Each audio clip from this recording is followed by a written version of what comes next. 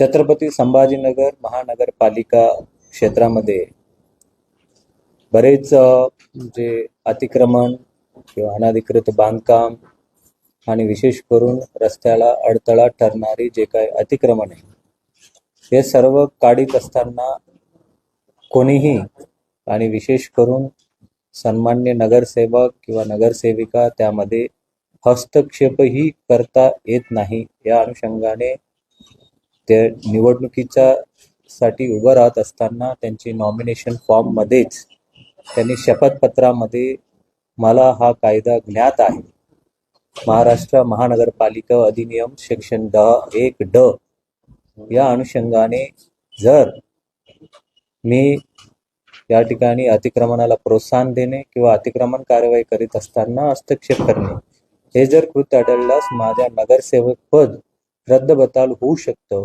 हे ज्ञात असताना सुद्धा काही नगरसेवकांनी महानगरपालिकेच्या अतिक्रमण विरोधी कारवाईमध्ये त्यांनी हस्तक्षेप केल्याचा ज्यावेळेला आम्हाला निदर्शनास आला, तसं आमच्या महानगरपालिकेच्या उपायुक्त अतिक्रमण त्यांनी पोलीस स्टेशनमध्ये गुन्हा नोंद करण्यात आलेले आहे। यानंतर त्यांचं रितसर कारवाईचीही आम्ही सुरुवात करण्यात आलेली आहे आणि सेक्शन 10(1)(ड) महाराष्ट्र महानगरपालिका अधिनियम त्यासोबतच सेक्शन 11 सेक्शन 12 या अनुषंगाने कारवाई आम्ही प्रस्तावित करण्यात येणार आहे। कारण सन्मान्य मुख्यमंत्रीही सांगितलेलं आहे की कुठलाही अतिक्रमण आणि कुठलाही अनधिकृत बांधकामाला प्रोत्साहन करता कामा नये, ते कोणी असो, आणि ते length and breadth and width हे जे आहे त्या पद्धतीने अतिक्रमण काढलं पाहिजे आणि त्या ठिकाणी नवीन रस्ता झाला पाहिजे। आणि त्यासोबतच बरेच लोकांना वाहतुकीला खूप अडथळा होतो, म्हणून आपण कारवाई करीत असतो।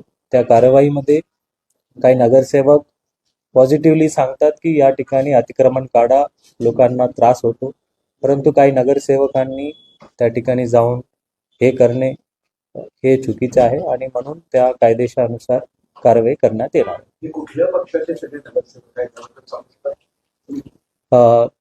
त्यामध्ये MIM पार्टीचे नगरसेवक आहेत, त्यामुळे त्यांच्या विरुद्ध FIR करण्यात आलेली आहे आणि त्या अनुषंगाने पुढील कारवाई त्याप्रमाणे कारवाई केली जाईल। ते कालून कारवाई प्रस्तावित करण्यात आलेले आहे आणि ते आम्ही लवकरात लवकर कारवाई प्रस्तावित करून कायदेशीर प्रक्रिया पूर्ण करून करणार। बेसिक कारवाईला सुरुवात झाली समजा। हां, ते FIR itself is an evidence, कारण स्वतः त्यामध्ये ते एव्हिडन्स रील बनवून एव्हिडन्स दिलेले आहेत। कारवाई आहे किती दिवस चालते आणि किती दिवसाच्यावर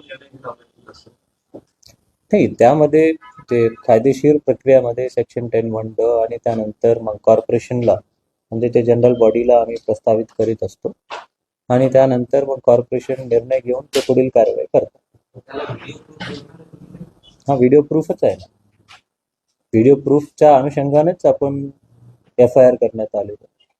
त्यामध्ये सरळ सरळ आपण बघताय काही 5-10 गेले तरी चालेल म्हणून सांगतायत, परंतु आमच्या अजिबात इच्छा नव्हती आमच्या सन्मान्य नगरसेवकांविरुद्ध आम्ही कारवाई करणे, परंतु तो तसा प्रसंग घडून आणले म्हणून ते कारवाई पुढे करतो।